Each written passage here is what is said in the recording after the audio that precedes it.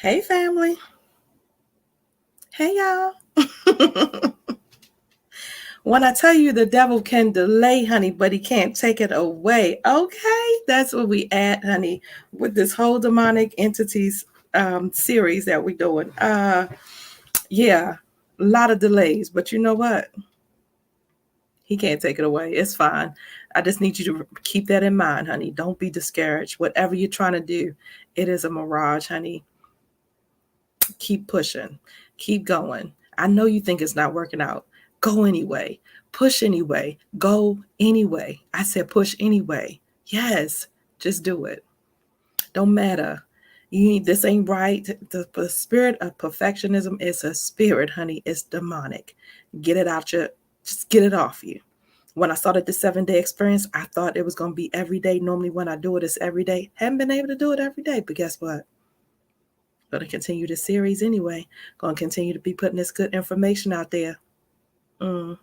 That's what we're doing. Who is it? It is your girl. You know how I do. Miss Michelle Allen Franklin, Miss DI, Mrs. Divine Intervention. Yes, Mrs. Community Builder. Honey, why? I don't believe in Let's go again. I don't believe in coincidences. Only God's divine intervention in our lives, honey. That is what we are doing. So, for me, any message of mine that you hear, like today, your girl was on the radio. Did y'all see me? Did you see me? Did you see me? Who is it? Who is it? It's me. It was me on the radio today. Yes, on the Sharon with Sharon show, honey. Anytime you see any message of mine's, know that it is a divine intervention. It means that you need it or somebody that you know needs it. So I want y'all to check out KGLD. That is in the AM world, 1330 AM, and then in the FM world, 104.9. Yes, here in Tyler, Texas, baby. Yes, local gospel radio station. Ran by a beautiful spirit, Mr. Kenneth Butler, over there, here in the heart of here in the heart of Texas, here in the heart of Tyler, Texas. Yes, and so your girl is going to be over there with Miss Sharon a couple times a month. So y'all stay tuned. I'll keep you posted on when I'll be back over there. But we're super excited to be there this morning. Both two beautiful spirits. Pastor Sharon Wickware is an amazing evangelist, woman of God, beautiful spirit on this side of heaven. Honey, need a good word. Won't be disappointed, okay? Yes, she has her church is Church of the Let me not mess it up. Let me look it up and get it right. I feel like let me say it right. Hang on, let me find it, y'all. Let me find it so I can be right. I'm gonna give you the wrong information. I don't want to give you the wrong information. Pastor Sharon Wickware. She is senior pastor. I'm like, I know the name of the church, but you know when you're talking, stuff just flies out your. That's what happened. Okay, senior pastor and CEO of New Birth, Tyler, Texas. New Birth, Tyler, Texas. Yes, New Birth, Tyler, Texas. Yes, honey, beautiful spirit. And so, her and her husband just celebrated 30. Did she tell me 30 years of marriage? I think she did. Beautiful spirit. At any rate, check her out on the radio station. She is there every Monday, 12 o'clock, 12:30, doing her beautiful show. And so again, your girl will be a guest from time to time, and I will keep y'all posted on that. Nevertheless, it has been a beautiful day already. Yes. We are starting off our series. We have started off our series last week on what I am calling demonic entities in our lives. Yeah, we're going to jump right on into it. Your girl got to go to work later. Y'all can't be fraternizing with y'all all day. Let's just jump into it, okay? Yes, Demonic entities. What? Michelle, what? What you say? Wait a minute. You just lost me. Demonic. What? Yeah. Those are the subconscious strongholds, honey, that have a grip on us. We don't even know it. It's so subconscious. We have no idea that it's there. Ball and chain got us locked. I picture those dogs that are on a leash, and they've been on it for so long that they're sitting there relaxing, and then something come and then woo, woo, woo, woo, woo, and they go take off running. But this chain is on them, so they can only go so far. That's those demonic entities, honey. I was thinking about this, and the Lord gave this to me. Listen, I'm not a pastor. I'm not trying to be. That's not my calling. I'm not a pastor, nor am I a doctor, a therapist. I'm a nurse. I've been a nurse for 22 years, but I am also a messenger. The Lord gives me these downloads, and when I get them, I am being obedient, and I share the messages that He has given me. And He has given me many works and many gifts to do. And so that is what I do, honey. When I was in my mother's womb, my mom tells a story that she prayed. She said, I am the reason that she knows that God exists. She said, because when she was pregnant with me, she prayed and she found out that it was a girl, that I was a girl, right? The baby was a girl. That she said she prayed that I would use my voice. And she prayed that I would speak, because she's felt like, I guess, in her life at that point, that she was not able to speak and that her voice was not loud, right? That she wasn't able to speak up for herself. And so she said the first time she heard me cussing. Yeah, that's what she said. She said the first time she heard me cussing, she said, I was definitely speaking up for somebody now. I don't cuss just to cuss. I cuss. I do cuss when I'm upset about stuff. And normally, I'm standing up for somebody because I'm very passionate and I'm very much an advocate for people. And so, if I'm fighting for somebody, especially my family, or something that's wrong, some injustice that I feel like has happened, yeah, you might hear a little something, something. So, because I'm very passionate, but nevertheless, she said when she found out, when she heard me, she said, yeah, she's going to be standing up for some things. There is a God.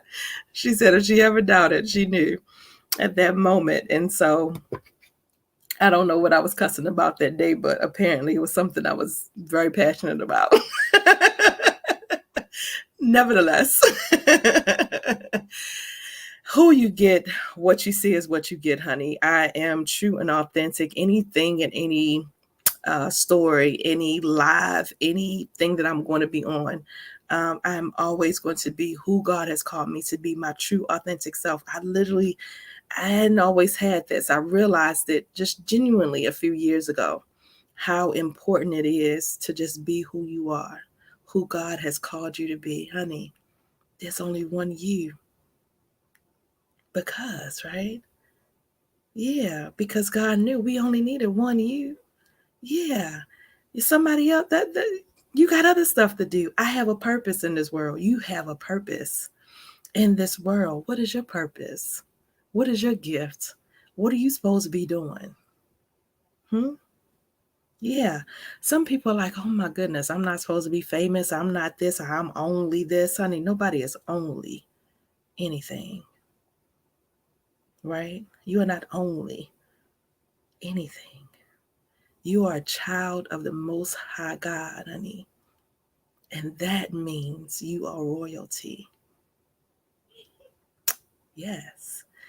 I promise you, you have overcome some things. And you know what that means?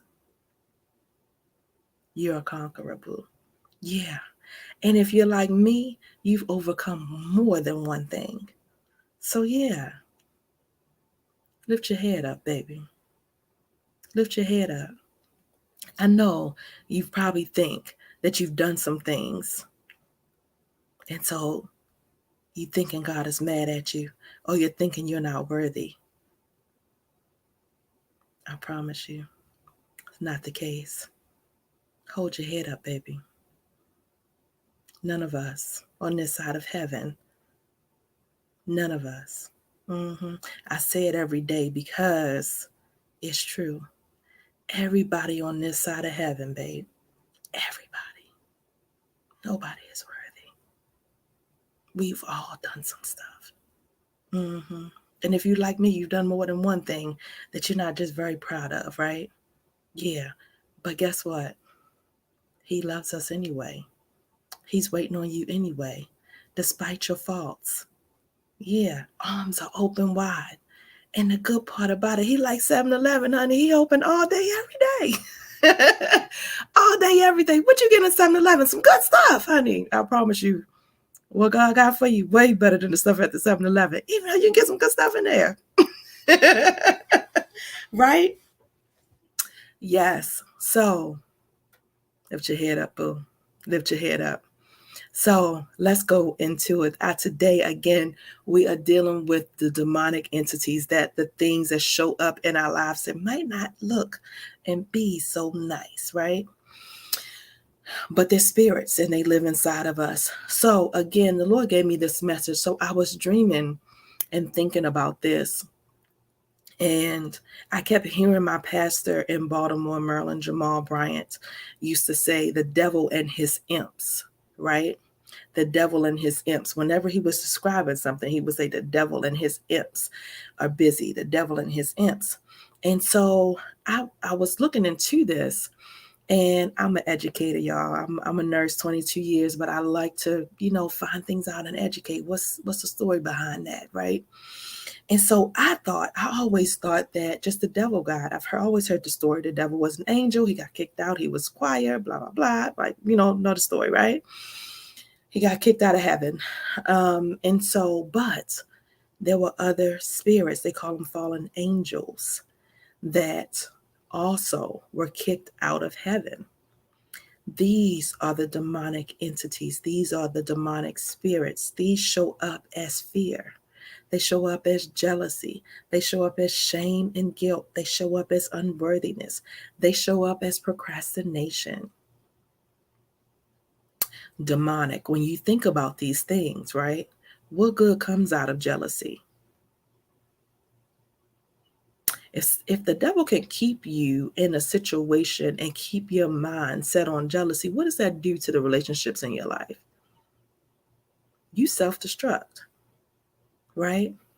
If the devil can keep your mind so set on fear, will you be who you are called to be in this world? Very strategic, demonic entities have been placed in our lives very strategically, right? I said that my mother prayed for my voice when I was in her womb. Your gift is already there in the womb, right? Your gift is already there in the womb. And so what does that tell me? That tells me that God knows and the devil knows. When I was thinking about this, and this has been a couple years when God was giving me this message and it's been developing in me, I kept seeing Moses. So Moses was a baby. And yet, kill all the children. He heard somebody was coming that was going to be better and greater than him. Kill everybody. Kill all the boys. So when I think about that, it made me think about people that are really supposed to have some purpose and do some great things in this world. Be it you might not be as big as your Tyler Perry's, your Oprahs, and all these people, right? But maybe you're just supposed to be some stand-up person in your church. Maybe it's supposed to be, somebody in your community. I don't know what it is, right? But whatever it is, if you've been attacked or under attack since you were a child, that's your clue. That's your clue right there. What do you mean? Like you've been molested, right? something that's happened to you in childhood. You've had a parent or parents that, for whatever reason, neglected you, abused you, what had you had some traumatic experience. You are the targeted people. That was a very strategic attack on you from very little. Because if I can get them when they little, and I can control it, and I can make you think, if I can keep you stuck in fear, if I can keep you stuck in unworthiness, if I can keep you stuck in shame and in guilt, oh, you'll never be. Mm-hmm. That's the conversation the devil and his imps are having about you. Yeah. Those are the conversations the devil and his imps had about me. And so if we don't go through and we don't identify the demonic entities in our lives, guess what they're doing? Just like that little dog, honey. Just like the little dog, it is holding us hostage subconsciously. You don't even know. If you would have just asked me a few years ago if I had an issue with unworthiness, I would have looked at you as if you were crazy. What? What you talking about? I'm worthy now. No, I'm good. I love myself. What you mean? Right? But when I became intentional about my life, when I said, Lord, help me, Lord, show me something is wrong, something is holding me back. When I was drowning in depression, drowning in anxiety, drowning in the panic attacks, 270 pounds, not recognizing myself, I didn't understand why I was just living in this place of complacency. Who is this person? I didn't recognize myself in the mirror. I know that I'm supposed to be doing more, but for some reason I can't do more. Even when I would set myself up to do, something would happen. What is that? Right? Very demonic attack. Went back when I looked very intentionally, started way back in childhood. And so again, I've talked about it. I'm not going to go into all of that again. The videos are there.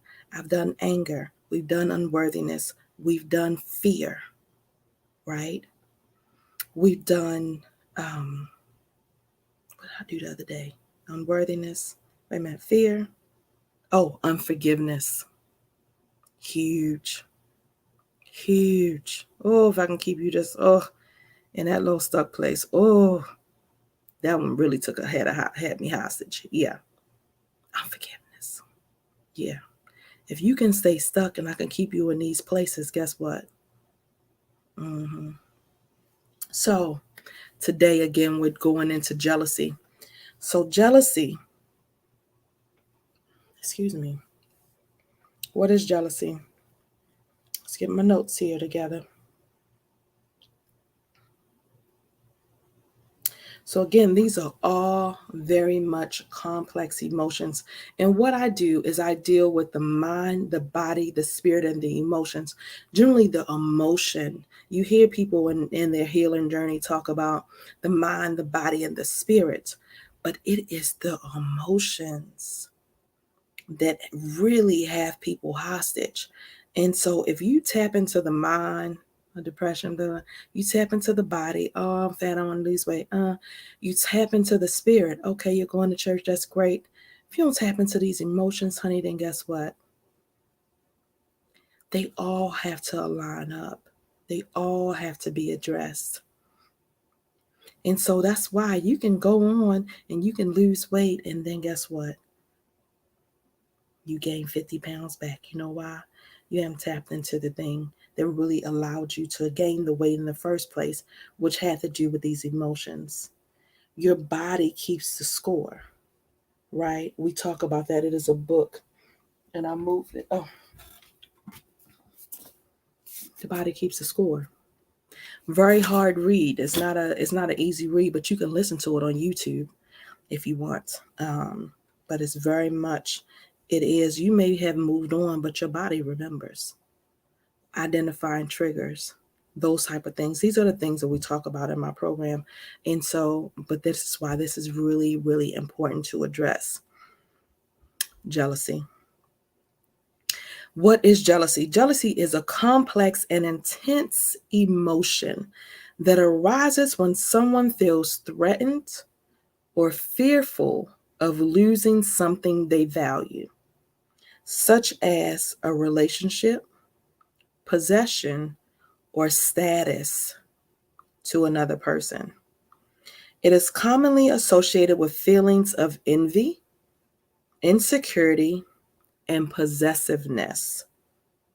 Jealousy can manifest in various forms, ranging from mild discomfort to extreme and destructive behaviors. This is very, very important, y'all.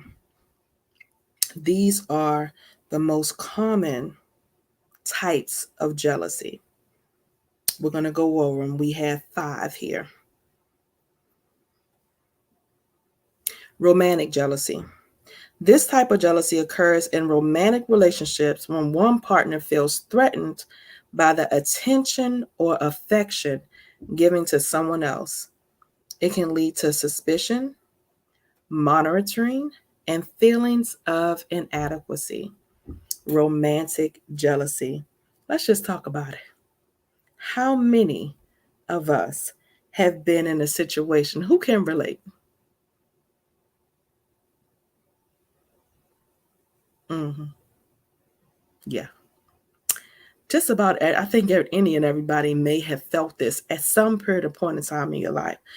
Okay, so it's one thing to be like, old boyfriend, old girlfriend, whatever, that whole thing, you feeling some kind of way. But if it gets to the point where you have to, you know, threaten the person, you have to get this person to, get their phone, you keep them away from everybody else. You got to know who you calling, where you going, what you doing, who is that calling you.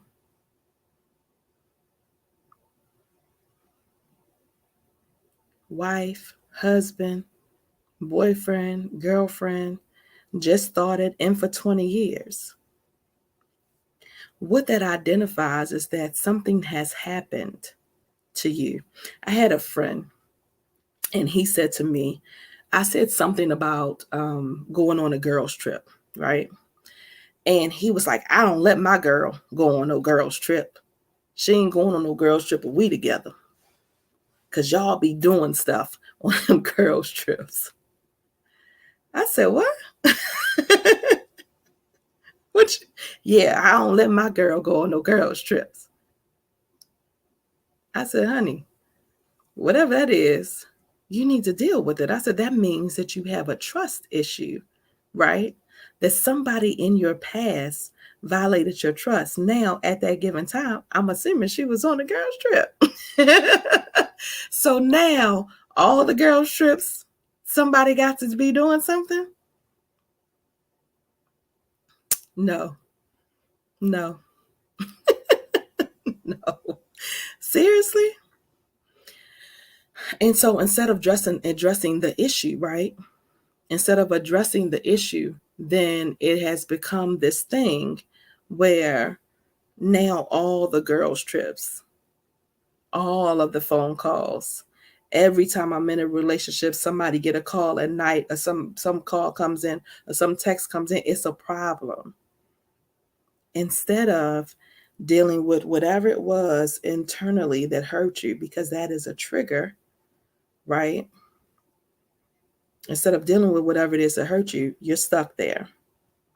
And so romantic jealousy. Number 2 is material jealousy. This form of jealousy arises when someone covets or desires the possessions or achievements of another person. It is often associated with material wealth or social status. If you've ever seen anybody from around your way that made it, right? There's always people that are happy for you, and then there's some people that are not so much. Who does she think she is? What? They ain't nobody, right? Material wealth or social status. And it is. Have you thought about that person? If you're looking at something that somebody else has done, that person, I don't know why I feel like something's on my face, y'all.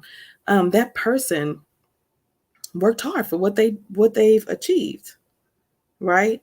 I always say anything that's being done, everybody has the same opportunity. You really could go and do it too. But we feel in some kind of way achieve, right? Or that you didn't achieve, or that you want to do secretly, or maybe you're living in fear, and so you haven't pushed past and worked past fear enough to do what that person is doing. You know that because you see somebody doing something and you feel some kind of way. Again, you feel it in your body. Number 3, professional jealousy. In the workplace, when a colleague receives recognition, promotion, or praise, leading to feelings of rivalry or resentment. Professional jealousy. I have definitely experienced this. I don't know about you, but I've definitely experienced this. I'm a type of person that I'm always bringing, at least it's my intention, to bring light and love wherever I am. I'm just, I know the darkness. And so I'm very intentionally bringing light. I want to be light. I want to bring light. I want the light to be there. And so, very intentionally bringing light. There's some people. Denzel has a quote. It's a thing. It says some people, um, you haven't done anything to anybody, but people don't like you because they don't like their demons. Excuse me, their demons don't like you. So again, jealousy is a demon. You haven't done anything to these people professionally. You're doing what you want to do. I mean, what you are called to do, right? But somebody's going to feel some kind of way. And it is what it is. I say, keep shining, boo. Number 4, sibling jealousy. Children within families may experience jealousy toward their own siblings due to perceptions of favoritism or attention imbalances. Now, this is very near and dear to me because one thing that has happened is, again, very transparent. My sister is this way. And I had to sit up and I had to think about this. When I was thinking about this, I thought of all the things that she used to say when we were younger. And so, because it really didn't hit me. Like I'm 46. I literally just realized this like last year.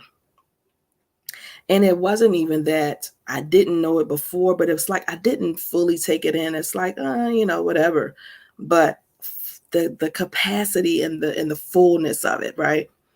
So when we were younger, she would say stuff like, well, if you ask dad, then he'll say yes. You ask him. Right? And she would say stuff like, uh, you know, it always related back to if you ask him, he'll say yes. And so I grew up in Baltimore, Maryland. And I would come down for the summer. Now she's with him every day, all day. And so I think that just to understand all of the dynamics and all of that has, because I think that we all have something. Like my big mama had 13 children.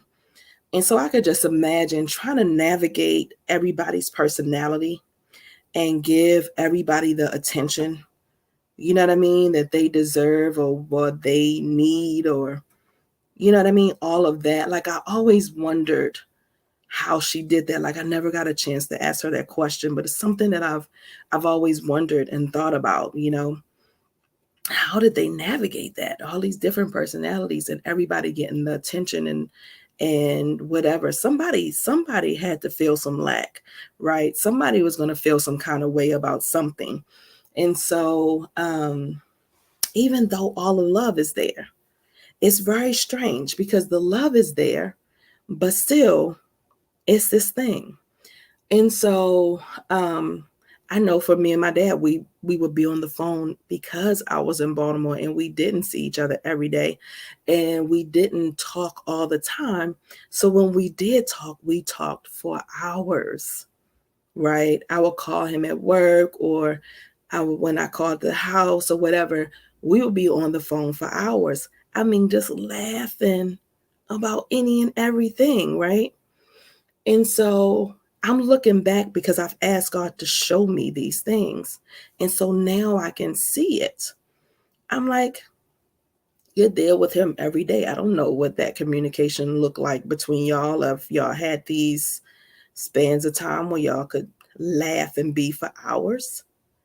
You know what I mean? But that is our relationship. That was our relationship. And so I can understand. And then for me, because I talk about this in my unforgiveness video, I mentioned about the dynamic with my stepmother. And so when you have somebody that, because I had two sides of the coin, my stepfather and my stepmother. And so my mom remarried, my dad remarried. My stepfather treated us like we were his children. And so his children were our brothers and sisters and all of that stuff.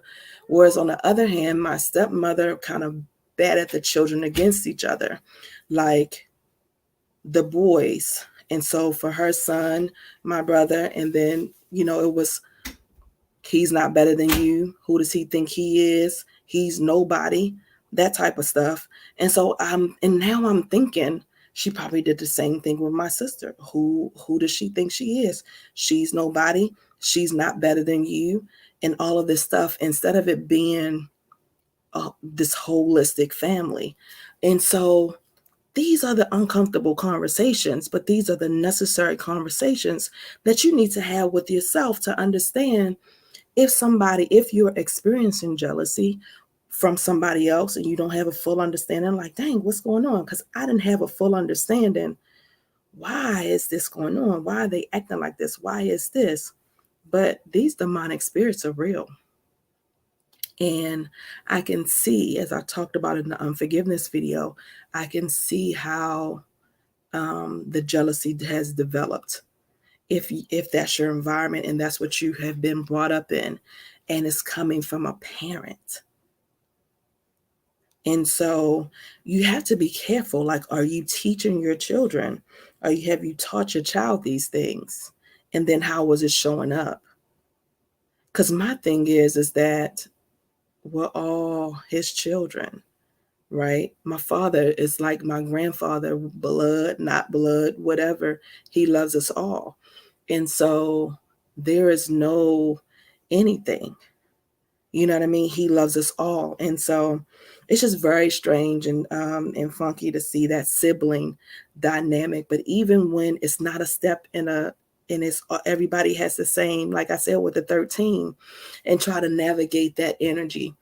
And so I know my big mama, all of the children say we all, even us grandchildren, all the way to the great grandchildren, people that knew her, everybody had their own relationship with her. And so it's nothing for anybody else to be jealous of. It is, did you establish your own relationship, right? It always comes back to you and accountability. Have you taken the time to establish that relationship with that person? Or did you just assume that it can't be like that? Have you opened yourself up enough? Or you just you're so filled with anger and these spirits, right? That you can't even receive it. Because again, on this sibling jealousy, my sister is with my dad every day. I only saw him 2 months out of the year. And so it's just very interesting. Number 5, platonic jealousy. Friends can also experience jealousy if they perceive that their friendship is threatened by a new friend on outside influence. And so, have you ever had this where you've had a friend that, y'all might be really tight when y'all were younger, and then y'all grow up and meet other people or that whole thing? And excuse me, there is this jealousy of this thing that happens. Very normal. Some people feel like this is my person and you can't have them. I know for me, I had a cousin that I was really, really close to growing up. And so I remember being younger, and I don't know if it was jealousy, but I do remember feeling some kind of way when I felt like she was with other people or with other friends. I would definitely feel some kind of way about it. I'm like, all right, but I would hang out with all of them, but I really wanted her like all to myself. If I'm being like completely honest and transparent, like I think that is it's like a normal thing because you're just used to that being your person, right? And so sometimes these things are hard. Again, these are honest conversations, guys, that we need to just have with ourselves, because why are you lying to yourself and acting as if? My thing is, if you don't um understand and know that these things or these feelings, or acknowledge, right, that these things are going on inside of us, then how are you going to fix them? How do you address them? You can't, right? If you're just like, oh no, I don't ever get jealous, no, I'm fine. You lying. You done got jealous about something. Right? You done got jealous. I mean, the sweetest person, you done felt some kind of way about something.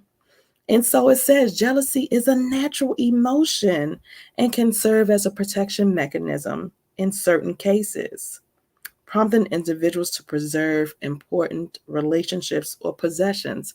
It's like the thing with the relationships, right? It is this thing where I was listening to Tabitha Brown and her husband Chance. And so Chance said, Tab is a famous now. If you don't know, she is a person, was just an everyday person, was very sick, had been sick, and discovered that the foods that she was eating was contributing to her sickness. And so her daughter came home one day. They decided to do this vegan 30-day challenge, and that has completely transformed her life. And now she is a multi mega star, like right off of Facebook. Like she went live about a vegan sandwich at a local market, and it went live. And now she's doing book tours. She has foods and stuff in Target. She's amazing, right?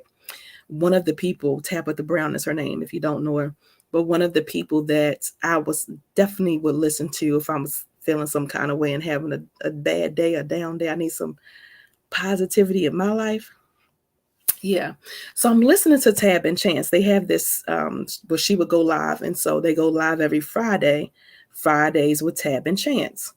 And so Chance was talking about, they were talking about kind of, allowing outside people into their relationship and things. And so Chance was saying, he said, his wife now, because she's become, famous, and she's getting all these meetings and things like that. If it's a man, he said, he trusts his wife. And so, but he said he will ask her, hey, do you need me to go with you? Are you okay? Are you good with this? And then he said, sometimes it depends because you pick up on different things, right? And so then he said, sometimes it is this thing where he's like, no, let me get my coat. I'm coming with you. Right. And so that's why I said it's not a jealousy thing, right? That's a protection thing. That's a protection mechanism that kicks in. Like, you know what I mean? That is a difference. He's not controlling her. He trusts her. She has male friends, right? And then they talked about, there's some friends that she's had since childhood that are genuinely her friends. And so if you're in a situation, and even in relationships where, your significant other can't have a relationship with the opposite sex, that's something that's unhappened. There's some trust or something that was broken somewhere. That's what needs to be addressed, right? What is creating the jealousy?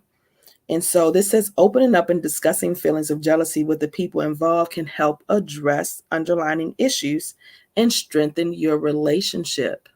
Instead of you manipulating the situation, right? Are you, causing this whole big old thing? I know, like, even to this day, and I'm 46. 40 year my dad and my mom, I was 2 years old when they separated. But even to this day, if my mom comes to town, honey, my stepmother is she's feeling some kind of way about it. We are grown. Like, I have no, I think I don't really have a full grasp of the whole thing because in Baltimore, my mom has been married 6 times, right? My mom has been married 6 times. It's a beautiful thing, baby. Have you found somebody to marry you 6 times? You ain't found nobody to marry you once. People be so ready to judge. I just felt that spirit. I had to say it. So, nevertheless, that's for the people in the back judging. Nevertheless, yes, my mom has been married 6 times, and so every every person with her and my stepdad. Now I'm thinking every person that my mom has been with, we all hung out. We all go to the craft feast. We all go to my stepfather's craft feast. We all would hang out. We all would go to dinner. We all would have Sunday dinners together. It was a family affair. And so, those are some funky words, but nevertheless, and my dad would bring his girlfriend. We all, Miss Betty would come. It's a beautiful thing. Everybody hung out together. So to come here and to have this thing, why? What is this? My dad can't come out the house because my mom is here. What? It doesn't make sense. Make it make sense. We grown. They're grown. They have grown children. Anyway, nevertheless, why? Right? What are you doing? Why are you doing that? Deal with your insecurities. Tap into that thing. Like, okay. Address the underlying issues and strengthen your relationships. Additionally, working on self esteem and developing a sense of security can aid in managing jealous feelings and in a healthier way. We're going to do manipulation in a couple days. Did I do manipulation already? I think I did. Anyway, I think I did. I'm gonna post it. Yes, I actually did do manipulation. I did that last time. I'll post it again. Anyway, healing from jealousy. This is I'm so passionate about this because I have lived this, y'all. I have lived this, and it's just some of it is healing from jealousy. Healing from jealousy is a process that requires self-reflection, self-awareness, and an active effort to change the thought patterns and the behaviors. Here are some strategies that can help, because this is what I'm not just putting the stuff out here. I always want to give people some solution, or at least some resolve, right? Some way to resolve these things. Here are some strategies that can help you overcome jealousy and foster healthier relationships. Number one, identify the root causes. Take some time to understand the underlying reason to your jealousy. Reflect on past experiences, insecurities, and fears that might be contributing to these feelings. Recognizing the root causes can provide clarity to make it easier to address the issue. And so it is this thing where if you don't take the time, right? If you don't take the time to acknowledge, why do you feel this sense to control? Why do you feel this sense to manipulate? Why do you feel this sense to, have all of this negative energy? Because that's what it is, again, very demonic, negative energy. Why is that brewing inside of you? What happened? What is causing this? Why are you having the insecurities? What is the root cause? Number two, practice self-awareness. Pay attention to your emotions and thoughts when jealousy arises. Situation happen. You're feeling some kind of way about it. Your new boyfriend gets a phone call. Your new girlfriend, something happened. your wife, your friend, your relationship, whatever it is. You are, at work and you see somebody get an award, and instead of them being happy for them, you're feeling some kind of way. Why? Where's that coming from? Is it that you've never been acknowledged? Maybe you have a desire, right, to be acknowledged and you've never been acknowledged. You know what I mean? Maybe that is what you're feeling. And you've never addressed that inside. You haven't had the words to voice that. That's huge, right? It's a lot of things. I know I went through a period of time in my life where I felt like I wasn't seen, right? You're doing and going and doing all these things. And a lot of times you don't do stuff for to be seen, right? You don't do to get the recognition. But when you feel like you're doing and you don't get the recognition that other people are getting, it might make you feel some kind of way. So again, these are normal things that you might be feeling, but it is recognizing that you're feeling, acknowledge that you're feeling, not for you to be like, that, right? If you're feeling that, it doesn't have to be a negative emotion, because again, what I truly believe are these demonic entities, these negative emotions, all this trapped energy inside of us, the negative energy, this is what causes your cancers.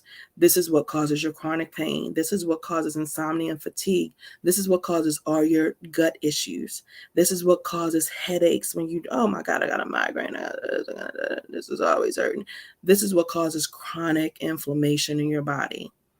This is what causes diabetes. This is what is killing you slowly. It causes high blood pressure, right? It damages your heart because all of this negative energy is inside of you, right?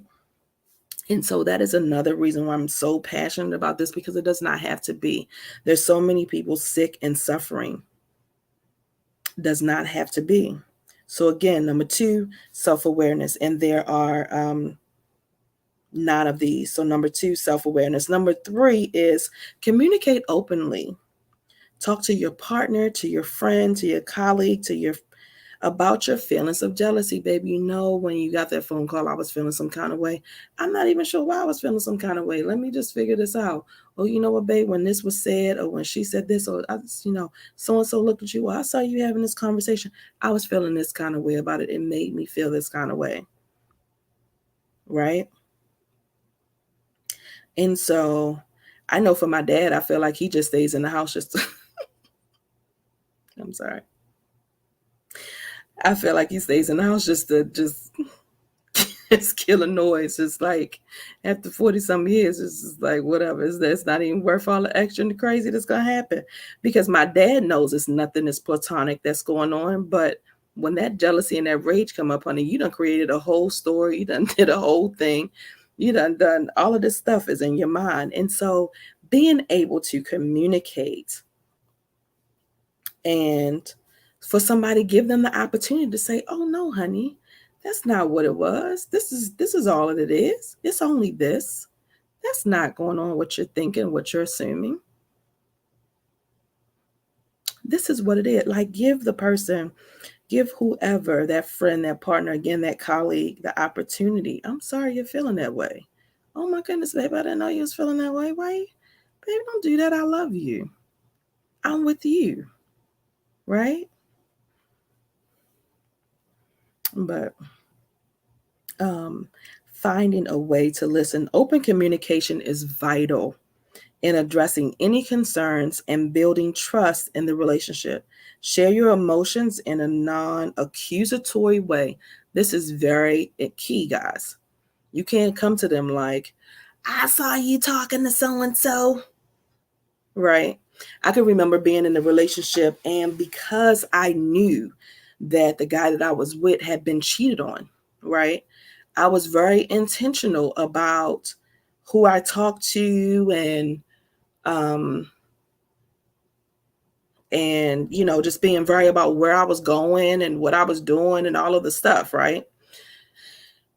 And so I can remember for his birthday, I was like kind of sneaking around, because any other time it was like it was nothing for them to know where I was going or whatever, but I was working on this surprise gift. And so I was kind of being sneaky, right? Because I was trying to get this painting made for him. And so I'm sneaking around, and I remember he called me when I was at the mall talking to the guy, and I didn't answer my phone. And so it was kind of this, well, where you are, what you're doing, where you at type of deal. And so I was just kind of like, I knew that the insecurities were there. I knew that the jealousy was there, could develop. And so um, I was trying to do everything that I could do to alleviate, that. And so I did end up saying, hey, I'm working on a surprise for you. Like, I don't need you to get all crazy or whatever because XYZ, right? Sometimes you have to calm the fires and everything. Like, don't sit up and play with people's feelings and their emotions. Like, if you know your partner, right? Then the communication is so important, babe. I'm working on something for you. I can't tell you exactly where I am right now, but understand that we're good. I'm not laid up with anybody. Nothing's going on. You know what I'm saying? So, but at some point, that person has to deal with the communication, has to deal with the insecurities within themselves as well. Because you will drive a good partner away accusing them, right? Always talk about, well, I know you were so and so. I know you did this. Do you really? Because I was asleep. You didn't answer the phone when I called. Babe, I worked last night. I was tired. I was asleep. You know what I mean? So don't come in the accusatory way, but share your emotions and don't manipulate. Like, you don't have to manipulate. Just share your emotions openly, honestly, right? And then listen. Listen, right? It is one thing when we listen to hear what the other person is saying. Most people listen to respond. There's a difference. You're listening to hear what the other person is saying. You're not listening to respond, right? Come down off your horse, humble your spirits, be open to receive. Everybody is not trying to hurt you. Okay. Focus on self improvement. Concentrate on building self confidence and self esteem. Engage in activities that you feel good about yourself and your abilities. By valuing yourself, you are less likely to compare yourself to others and feel threatened by their successful relationships. What is that? That is, do some self work, right? What do you like to do? What can you be distracted by? Excuse me. Work on yourself. If you are, you know, upset about somebody that might be smaller than you or bigger than you or shaped some kind of way or whatever it is, do some work on yourself. That means that you're not happy with the way that your body is looking. So guess what? You can go to the gym. You can do some sit-ups, some push-ups. You can start drinking some extra water. You can get your skin popping and get you some green leafy vegetables, right? Some vitamin D in your life and get yourself cocoa ready. Right? You can go buy you a wig, go get your hair done, go get your whatever you need to do, right? Number 5, practice gratitude. Practice gratitude. Cultivate a sense of gratitude for what you have in your life. Appreciating the positives can shift your focus away from feelings of envy and towards the abundance you already possess. It is, while you sitting up there looking at what somebody else had and really talking about what you want and what you're trying to do and whatever, have you just taken a minute to be grateful for the things that you have? Are my children healthy? Did I wake up in my right mind? Right? Am I grateful for the home and the house? I'm looking at somebody else. Oh my gosh, she just bought a house. I want to buy me a house. Are you grateful for the 4 walls that you have? Because some people don't have them. Man, she got that car. Oh, I want that car. Are you grateful for the car that you have? Are you grateful for the mode of transportation that you have at this point? Because I know for sure the energy that you put out is the energy that you receive back. So if you're putting out negative energy, guess what's going to return to you? Negative energy, right? But when you get to a place of gratefulness, and it's really crazy because I'm doing this 30-day gratefulness. I'm in this 30-day, 28-day gratefulness group right now. I started last month and I rejoined it this month because it was this, and it wasn't to because I was jealous of anything. It was more so to center myself to get back to who I am because I do feel like I was living in this thinking in this lack mentality. I'm always thinking about what I don't have. And I wanted to get into a practice of thinking about what I do have and being grateful because, again, what you focus on will come back to you. So when you think about the abundance of things to be grateful for, an abundance of great things will come back to you, right? And so that's just where it is. And so a quick practice that you can do if you're somebody that's like, and you feel like you're complaining all the time, or how can you wrap your mind about it? Just sit very simply every day. Make a list of 10 things that you're grateful for. Lord woke me up this morning. Take that off the list. Once you write it the one time, what else? Right? Every day, come up with 10 different things. Think about the day before. What are the things that happened the day before that you can be grateful about? People tend to focus on the negative so much. Again, I don't like my job. I don't like my living situation. I don't like this. I'm like, okay. Last year I was in a job. It was crazy what was going on. But nevertheless, I could focus on the fact that I had benefits. I was able to work. I was able to provide for my child, right? Full-time job. Then the two people around me, they were tripping. But nevertheless, what I can focus on, I'm doing something that I love because I was helping my patients every day, and my patients loved me. I felt the love. I felt like I was doing something purposeful. Every day I could focus on that instead of focusing on the negative that was going on around me. What can you be grateful for in the midst of the crazy, right? I call myself Mrs. Michelle, Mrs. DI for divine intervention because, again, I don't believe in coincidences, only God's divine intervention in our lives. And I will Romans 8:28 any and every situation. The good, the bad, and the crazy is all working together. So even in the midst of your crazy and your darkness, again, what can you be grateful for? Number 6, limit social media exposure. Honey, there's so much negativity on social media. Social media can exacerbate feelings of jealousy as people tend to share only their best moments. This is true. Consider limiting your time on social media platforms to reduce comparison and negative emotions. That's huge because, again, if you're always comparing yourself, you're enough, honey. And anything that anybody has or anybody thing that anybody else is doing, you can do. You just have to put the effort forth, right? Put in the work. Number 7, avoid comparing yourself to others.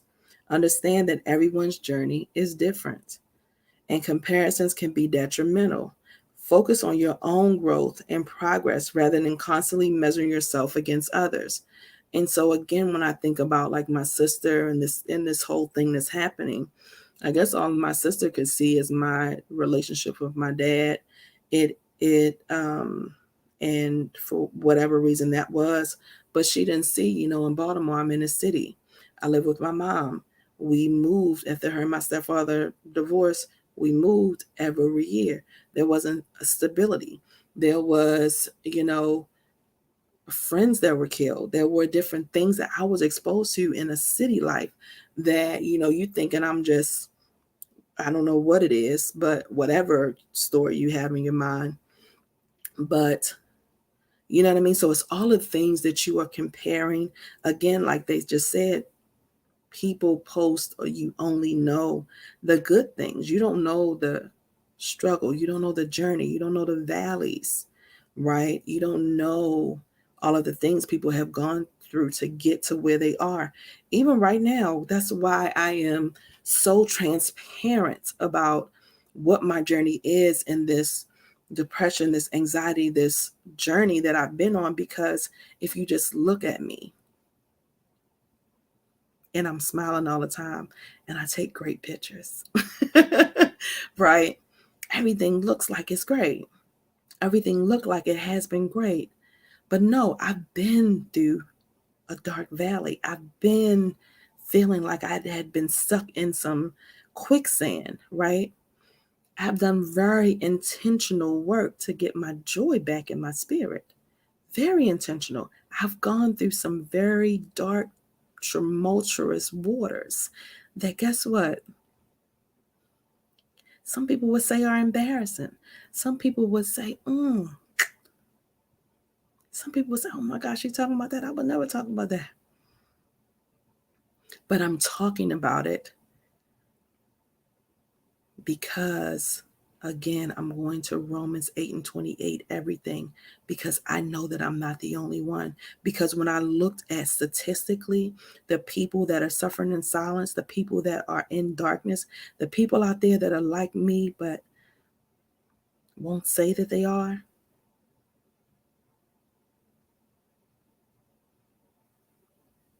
depression affects, this is mental health, minority mental health month. Depression affects out of having 5 out of 6 people, 5 out of 8 people, or 7 people, whatever it is. I'm sorry, I can't think of the thing right now. But how I think about it is every fifth person you're looking at, right? Think about it. Suffering in silence. Look at your building. I just said it on the radio. Think about everybody in your building that you work in and count. 1, 2, 3, 4, 5. 1, 2, 3, 4, 5. 1, 2, 3. It's that many people. Go to a Walmart. Go to Six Flags, right? Go to, wherever. Go to your family picnic and just look around. Everybody's smiling and laughing. But people are suffering in silence. And so these conversations are necessary, right? Don't compare yourself to others. Number 8, develop trust. Trust is the foundation of any healthy relationship. We talked about this at the beginning, didn't we? Work on building and maintaining trust with your partner or those you care about. Trusting their intentions and actions can help elevate jealousy. Okay? Trusting their intentions and actions. I said elevate, and it should be can alleviate jealousy. It's like, let me read that again. Trusting their intentions and their actions can alleviate jealousy. Yes. And so this is huge because I realize this even with partners, right? We're going out and we're dating people, or, we're in relationship with people that you don't even know. You're having, physical relations with people you don't even really know. Y'all didn't really get to know each other like that. Y'all are jumping in bed and then we're asking questions later. We're adults. I'm going to go there. So that now you asking questions, right? Now you've given yourself, right? Men and women. You've given yourself, and now you want to talk about, now we're doing the pillow talk. And then you find out, or 2 months down the line, then you find out, right? Because we're not taking the time to develop and build that trust is a foundation that can't happen with one night stands and then the baby comes. They can't happen with, right? And so, and I'm not saying this from a place of judgment. I'm saying this from a place of history, right? We've all done or been in situationships, relationships, right? That started off wrong, or, they seemed like they was a good person. So again, developing trust, building that foundation from the beginning is number one, is key. And, I feel like a golden rule is 90 days. People can't really, if there's a lie or a facade, like if somebody is living outside authentically of who they are, generally they can't do it for a straight 90 days. If you're paying attention, because it's always red flags on the play. When I go back and think about all of my relationships, right? And like, there's some flags on the play way at the beginning, but we kick the flags off and we keep moving, right? Because we want the relationship. We want things to work out. So you excuse people's behavior. I'm talking to somebody because this is in my whole spirit. Yeah, I said we because I've done it. I've done it, and I'm very intentionally not doing it now. I'm very intentionally paying attention to the red flags, honey. Flag on the play, flag on the play, right? If you're communicating in a relationship and it's, hey, the communication isn't working out and that person is snappy or the anger and all of the stuff, flag on the play. I did an anger video the other day, flag on the play. Go over there and look at them signs.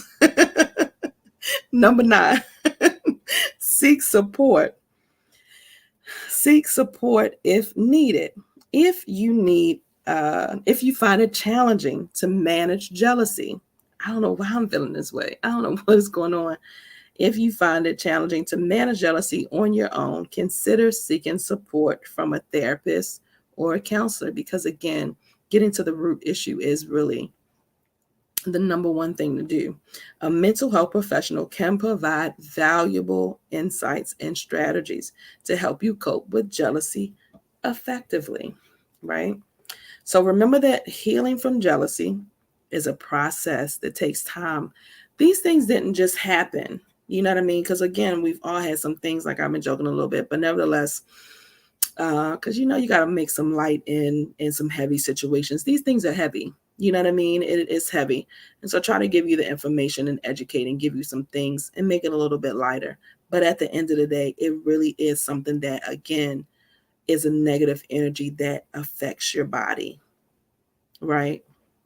And so the easier and the easier that you can make it on yourself in being honest with yourself and dealing with these things, then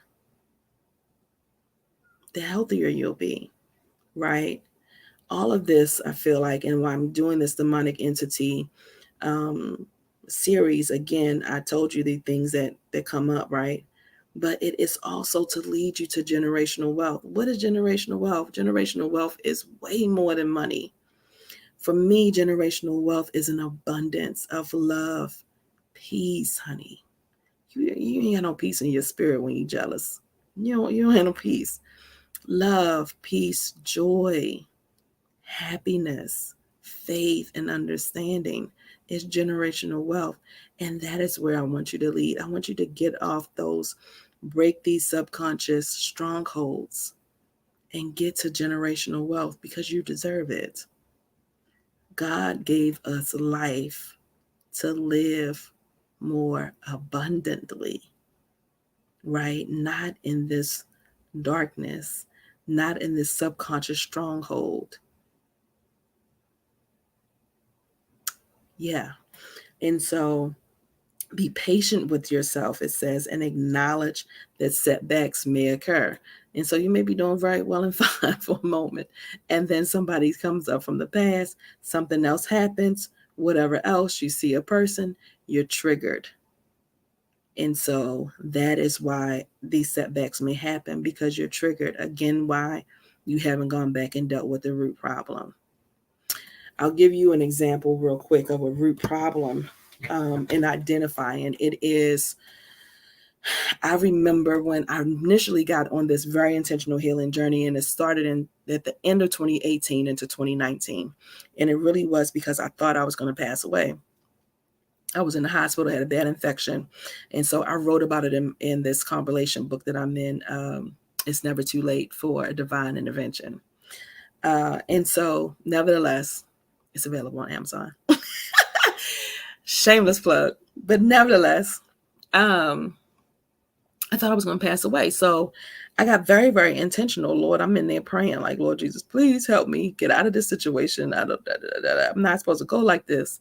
And so I got very intentional. Now, prior to that, I had already done this. I had been to this women's conference a couple of years before. And I went into the conference, and it was a Stuck conference. Jenny Allen, Jennie, Stuck Bible Study women's group, right? And so I'm doing the conference. I go in, I identify some things that I'm stuck in. I'm thinking, oh my goodness, I'm healed now. I didn't know that before I did the conference. This is amazing. This is great. I'm thinking that's all that it was. But guess what? You want to fast forward 3-4 years later, I'm praying, asking God. I'm in this place of complacency. I'm trying to figure out what is going on with me. Why can't I move? Why am I doing this? Why the depression? Why the anxiety? Why all of this stuff, right? Because I hadn't dealt with all of the things. I dealt with one thing. And most of us are going through more than one thing. And so, or have gone through more than one thing. And sometimes it's so subconscious that you don't even understand or know that it's there. And so that is why it's very important to take a look, right? To acknowledge, to be honest with yourself. I do have a program that helps you with this. You don't have to do my program. You can do anything, right? Again, you can go talk to your pastor. You can go talk to a therapist. You can go talk to a psychiatrist. You can go talk to, somebody that you trust. You can go do another program. But nevertheless, I have a program available, Reflections Choosing Me Guilt-Free. It is a 90-day experience. And it is because identifying these things, right? My program, again, I don't cover just emotions. I cover the mind, the body, the spirit, and the emotions, because they are all playing a role. And it's a holistic program. I use everything that I have mustered, that I know, all the research that I've gone, everything that I do is evidence-based. But everything that I've learned in these past 22 years in nursing, in healthcare, every patient, every story, everybody that died, everything that has affected me, everything from childhood, nothing is off the table. I have put all of it into this program, and it comes with my experience. And so somebody say out there, oh my God, you a nurse and you're doing this. You're not a doctor. You're not a therapist. You're not a nope. But I always say, honey, God doesn't call the qualified, honey. He qualifies the call. And your girl is qualified for this. Unfortunately, I have a lot of trauma that has happened to me. And so my purpose, just like Miss Harriet Tubman, honey, is to go and get myself free from some things. And now I'm coming back for you, boo. That's how I see it. And that's a blessing to be able to do. And so it is a beautiful thing and a beautiful journey. We start July the 15th.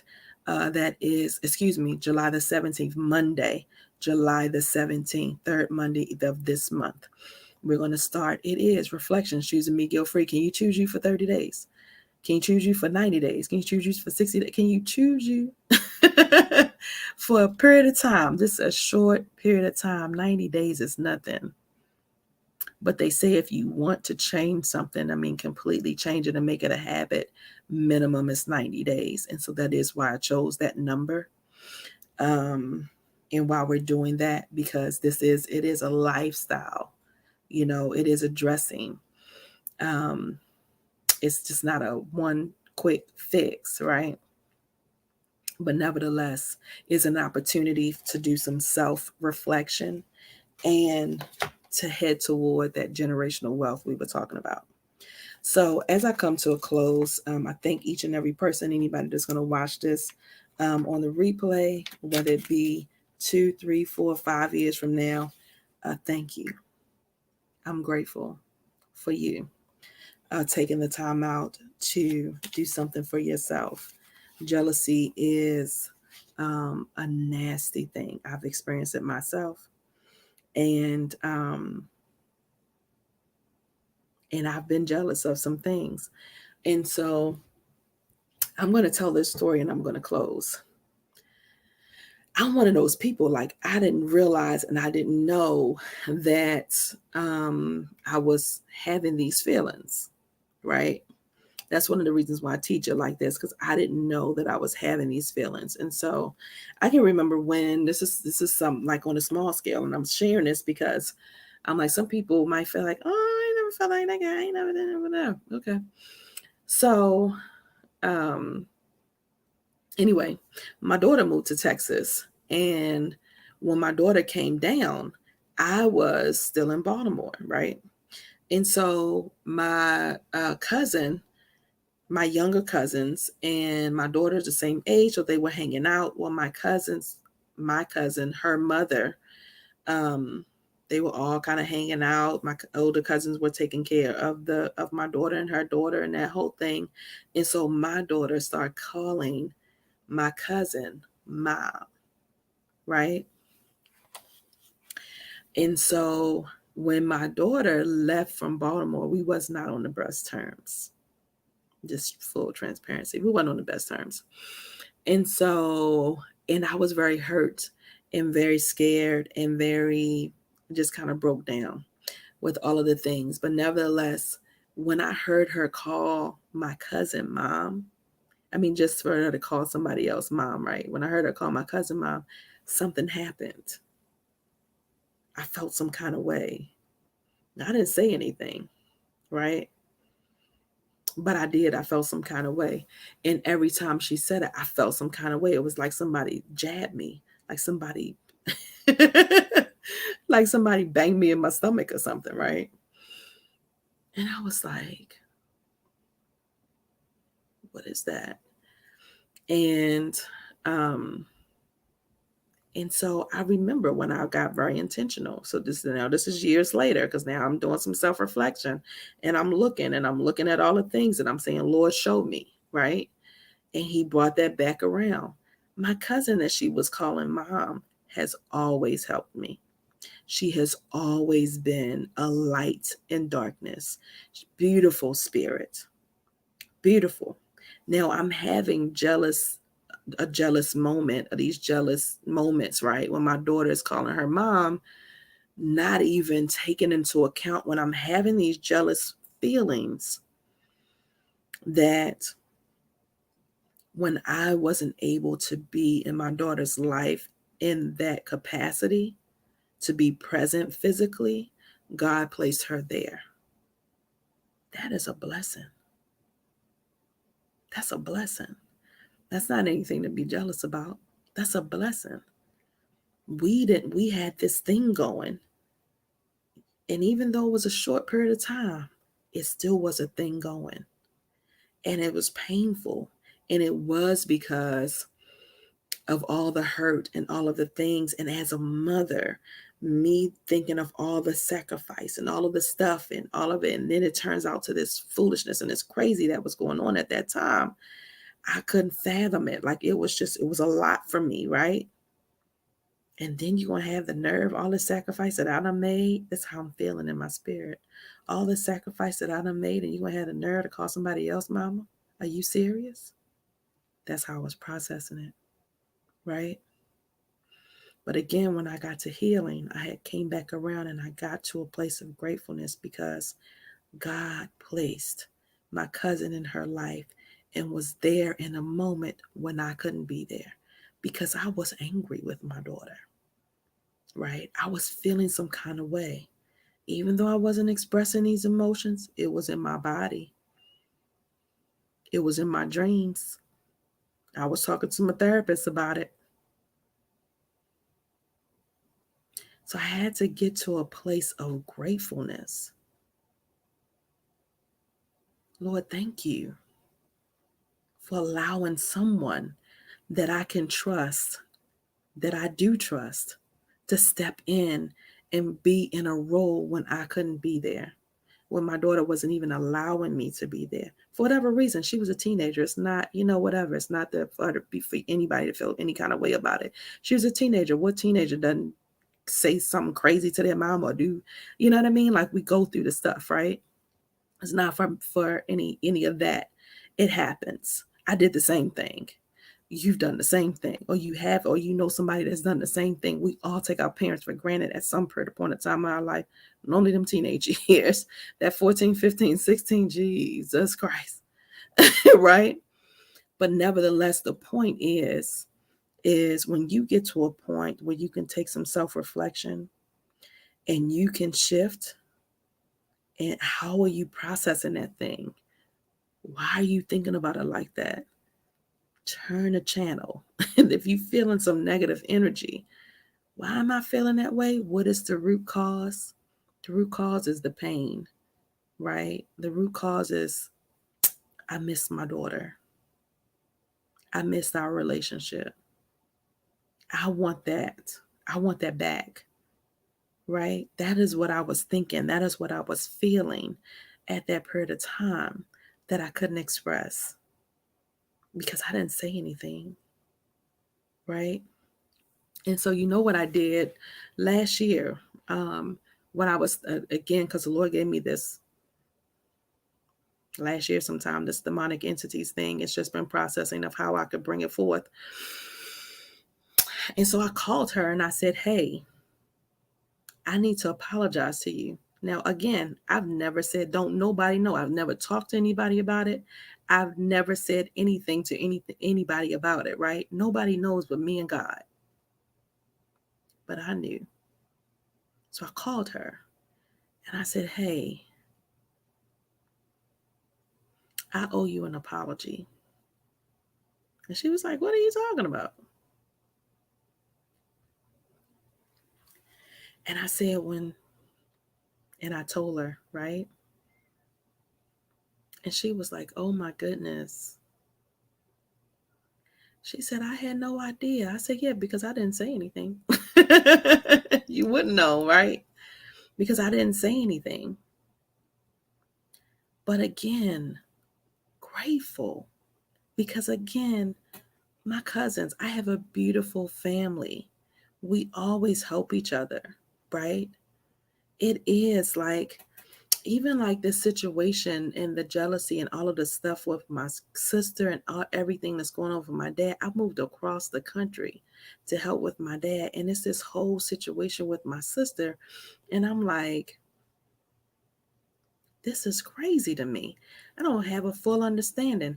But at the end of the day, the way that my family is set up, my dad is drowning. You ain't got to ask me to jump in and help you to swim or go help to save you.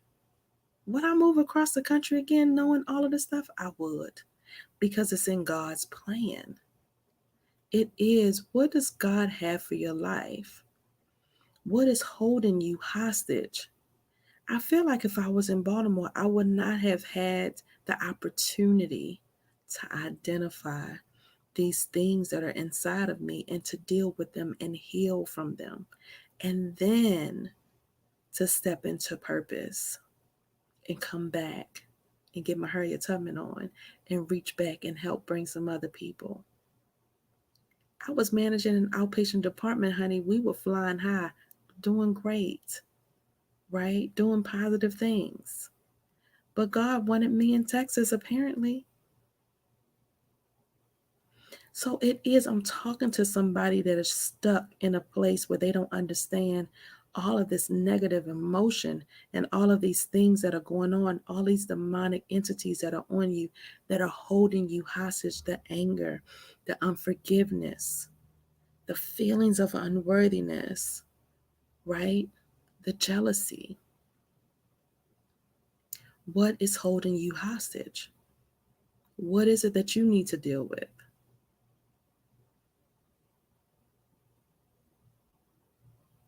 I'm waiting.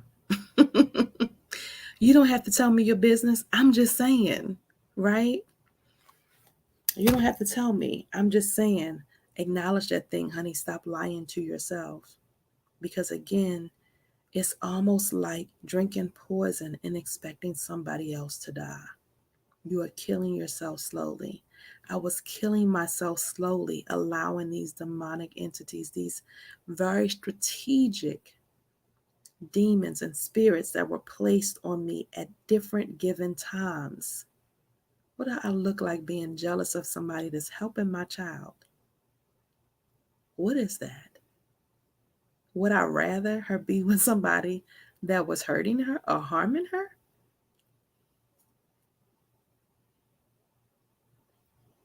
How are you looking at that thing, honey? Yeah. And so, and even for the men in our lives that, you may have, um, your children are being raised by other children, or, these relationships and different things. So that's a huge thing in our community. That's a huge thing. And you have some jealousy about somebody else's, what they doing for your child and what they not doing. And then, like my mother was blessed enough to find a man that was very family oriented, that raised us, that called my father and said, hey, these are your two children. I understand. I'm going to take care of them. You won't have to worry about them. And he did that. He did that. You would not have known that our blood was not running through his veins. You would not have never known, because he protected us like we were his own. He loved us as if we were his own. He spanked our butts when we were wrong, kind of trying to protect us from ourselves. He taught us all of the good values and things and lessons that we're still using today in adulthood, even after he's passed and gone away. Those lessons are still there. That's not nothing to be jealous about, right? That's a blessing. That's a gift, to have someone to love your child enough. Somebody out there needs to hear this. It's a blessing to have somebody. You know how many people are out there lurking and seeking and hurting children that are not their own?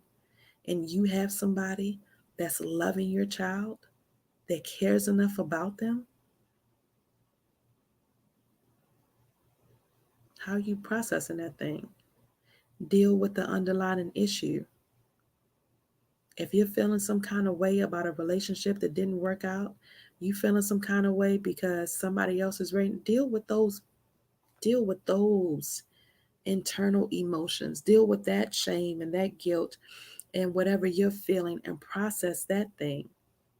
But don't be out there with the negative energy spewing and and talking crazy to your kids.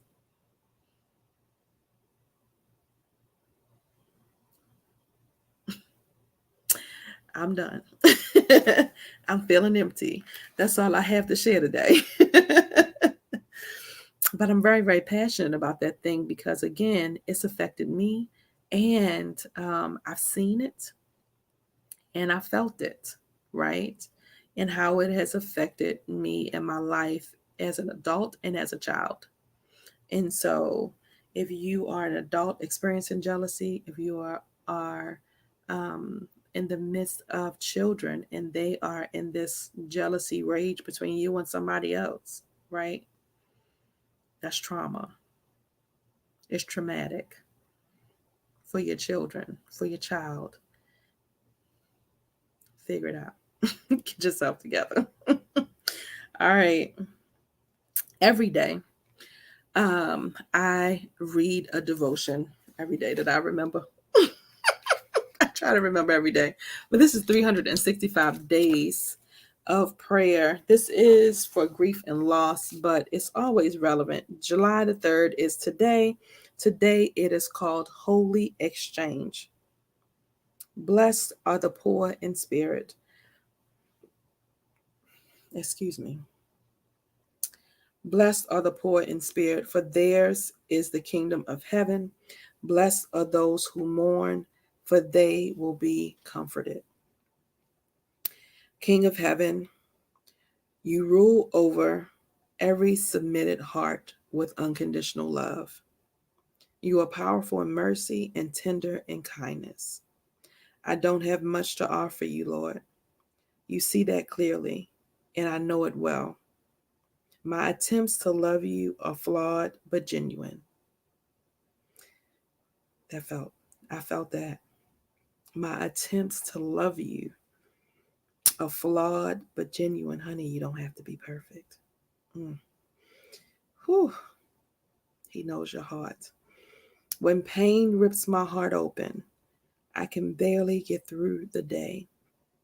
Survival mode becomes the default when my grief is great. I'm thankful that you are not looking for positive people. You are after willing hearts. You more than make up the difference of everything I lack. And I trust that your love is strong enough to get me through the darkest nights of my soul. Be the rock beneath me, my firm foundation. Even when I fall, I will fall on you. I cannot be moved from you. And the question of the day is, how is God's tender care of you manifested in your life? Again, falls along with the things to be grateful for. How can you shift your mindset from the negative to focus on whatever positive things, right? Instead of being jealous of somebody being successful or whatever, how can you shift that? Can you shift it to inspiration? When I see people and I see something that somebody is doing, and I'm like, how can I do that? Right? How can I? Or what can my version of that look like? With God, all things are possible. I know some of you might be feeling like, oh, it's too late for me. I promise you, as long as you're on this side of heaven, it's not. I pray that you find peace in this series. Go back and watch the other videos. I pray that you find peace. I pray that you find your way to generational wealth because, again, you're killing yourself slowly.